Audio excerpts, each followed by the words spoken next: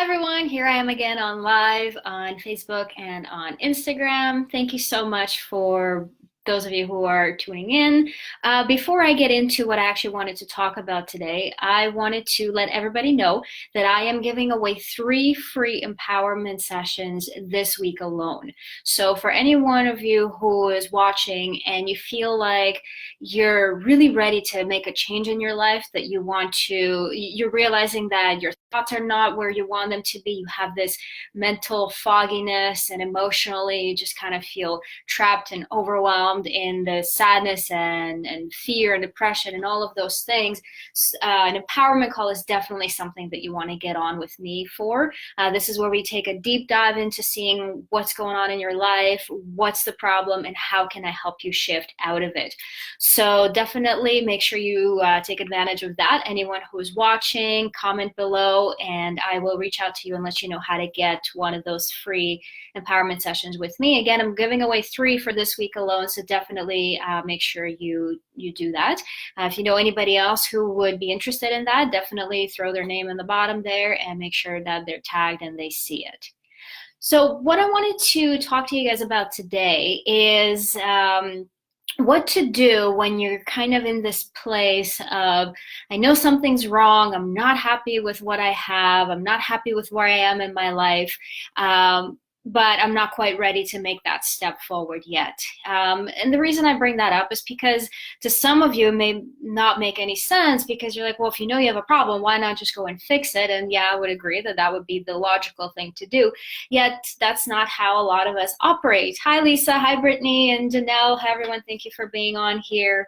So I'm running into this a lot. I love helping people release this mental fogginess and find real, true mental and emotional happiness and freedom deep down inside in their hearts. And a lot of times, or sometimes, I talk to people and they're like, yeah, you know, this is going on and I have this problem and I'm feeling this way and I'm not seeing anything positive in my future, and they're kind of dabbling. So yeah, for me, it makes no sense. You know, why would they not take that next step towards a solution? And you know what? I also recognize that people have to arrive at that place where they're truly, truly ready. And I say that to everybody that I talk to. I said, I can't help you until you're ready to really be helped yourself, until you finally decide that it's time, that you've had enough, that you want so much more out of this life than what you currently have. And it finally hurts so much that you just no longer want to continue that way. Those are the people that I love working with, because those are the people that get the most results. They are the ones that will do anything and everything possible to create a change, and they do. They have massive results. They achieve so much success that it's just becomes such a joy and pleasure to work with those people, because I know that I'm making the impact that I'm meant to make in this world. So those of you who are kind of in that gray zone on the fence, like, yeah, I know enough to know that it hurts and I have this problem and all of that, but I don't know, I'm just not quite ready. So sometimes, especially when it comes to things like mental illness and depression and some of the mental and emotional stuff that goes on that brings us down, is we identify with what's happening. And I'm not going to go too much into it because I did talk about that on my other live not too long ago. You can probably scroll down to my page and find it again, or find it on my YouTube channel.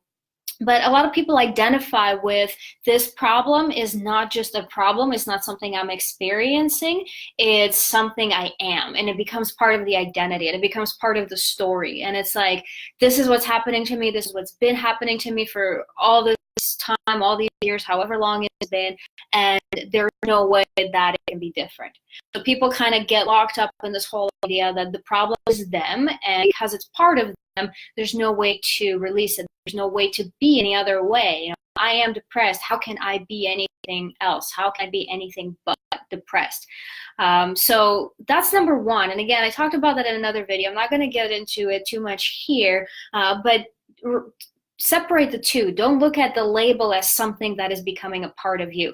See it as it's a problem that you're having and those feelings that you're experiencing, and you can change those feelings with the right help and tools and techniques that's available to you. So what are some things that you can do in the meantime?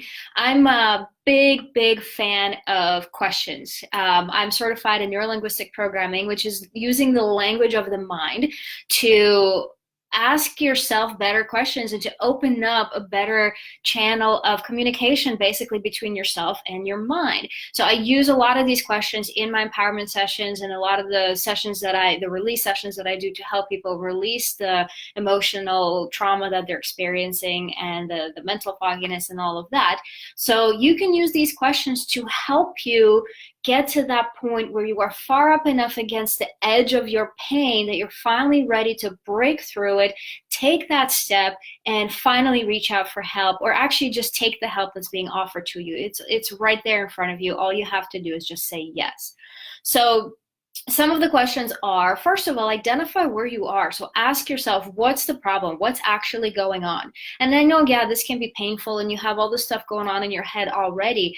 So maybe grab a journal and write it all out, because sometimes writing it and putting it, we're kind of getting out of our system. We're putting it on paper and it's no longer inside of us. We're not holding it inside anymore. So a lot of times I'll recommend journaling as a way of releasing some of that charge, some of that emotion that you're experiencing. It could work temporarily, it could work a little bit longer. Everyone is different. So all of these questions that I'm recommending, journal about them. Take the time to sit there with each one and just write it all out, because that can give you a lot of awareness about what's really happening. And you may notice things like it's a lot of limiting beliefs, so a lot of beliefs that you have about yourself, like I'm not good enough, I'm not worth it, I don't deserve it. So of course, if somebody's offering you help and you're thinking, I'm not worth it, I don't deserve to get help, then you're not going to get the help, because inside you have this program that's telling you that you don't deserve to get this help. So when you're staring at it and it's right there on a piece of paper, you can then decide, is this a belief that I want to continue holding on to, or do I want to shift that? So that's another way to do that, is when it's in front of you, you can decide if this is the story you want to keep living or if you want to change that story. So asking yourself, what's the problem? What's going on? Really describe it. Describe the pain. Describe everything that you're experiencing. And then ask yourself, okay, well, what do I want to have instead? What will my life look like if I don't have this problem? If I'm not feeling this way, the way I just described? What is possible for me? What am I able to do? What can I have? Who can I be if I don't have this holding me back anymore? And again, journal about it, write it out, get it all out of your system, out of your heart, out of your soul. Just pour it all out onto the piece of paper and get it all out. And then the next question to ask yourself is, what will happen if I stay where I am? So you have this picture of what's happening right now. This is how I'm feeling. This is what I want. This is what would be possible for me if I remove this problem out of the way. And then go back and ask yourself again, what will happen if this never changes? What will my life look like 1 year from now, 5 years from now, 10 years from now? What are all the other things that you're going to be missing out on? What are the things that are going to be getting in the way of you having true, real happiness? Or what are some of those things that could bring you happiness that you will be preventing yourself from experiencing because you are holding on to this problem, because you're choosing to stay identified with the problem as something that can't be removed? So again, what's the problem? What's going on? What am I experiencing? All of that. Describe what's happening. What's possible? What will happen if the problem disappeared? What will be available to me? What will be possible? What will my life look like? And then back to the problem. What will happen if this problem never changes? What if this is what my life is like a year from now? And everything is the same and probably worse, because all of this stuff builds on itself. The longer we keep the baggage and the emotions trapped inside, the more pressure builds. And at first you may be thinking, yeah, it's okay. You know, I have some good days, some bad days. I can kind of handle it. Okay, maybe for now. But again, ask yourself that question. What will happen if you never release this? What will happen if you keep holding on to it and keep moving forward with these problems tucked away inside, building up that pressure? A lot of times this is where things blow up for people at some point in their life, either a big health crisis or a marriage explodes, or a relationship ends, or something like that, or some big catastrophe at work and people lose their jobs, their career, because of all of this self-sabotage that's happening, all of that is underneath the surface. So ask yourself, what will happen if you never let go of this problem?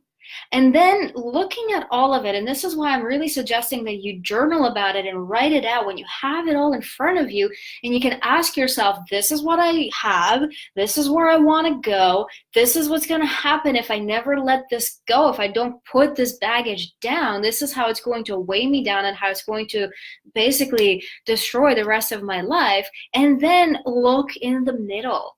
Bridge the gap and ask yourself, what is preventing me from going from here, the problem, over to the other side of where I want to be? What needs to happen in the middle to connect those two together so that you can walk across the bridge over to the other side? So a lot of times it's things like, I can't do it on my own. I need help. I need somebody to show me the way. I need some guidance. I need accountability. Or I just don't know how. I have tried certain things. I have tried the whole thinking positive thing. It didn't work for me. I tried reaching out to friends and family, and the advice that they're giving me is not really supportive. It kind of helps in the moment, but it doesn't help long term. Maybe you've tried medication. Maybe you've tried therapy, but you're basically realizing that the things you've done have not worked, so you need something else. So that could be one of the things that will be bridging the gap for you. Just really look at it and ask yourself, what's preventing me from taking that step? Again, it could be further baggage, further fears like, I don't deserve it. I don't deserve to have this beautiful, amazing life. And because of that, I'm not even going to attempt it. And then ask yourself, is that really true? I mean, whoever in your life stamped you on the forehead and said that you're not worthy? It's probably a story that you have running in the back of your mind, that you've probably had running in the back of your mind for a very long time. It's unconscious, you're not aware of it, but it's creating all kinds of chaos in your life because it's not allowing you to truly live the life that you want. And we're all here to have the best life that we can. If you think about it, all the things that you want to achieve in your life, all the people that you want to help, how you want to show up with your family, how you want to connect with your kids, with your husband, wife, boyfriend, girlfriend, whatever, your parents, anybody, your friends, your community, at work, all of those things, how can you show up in this amazing way if you're not feeling good about yourself inside? It's like the old saying goes, how can you pour from an empty, broken cup? You got to take care of yourself first. You got to get to a point where you are good with yourself, when you feel whole and healed and you're congruent and you're connected with yourself. You're connected to the light and the love that you are deep down inside, and you finally realize it and you allow it to radiate out of you. How many more people can you help then? So think about that. I mean, this is part of the question. What is it preventing you holding on to this problem? What are the things that you're not having in your life that you could? And how is it affecting others? Because one of the things that I just talked to a client earlier today, and it was a beautiful conversation. I love talking about it.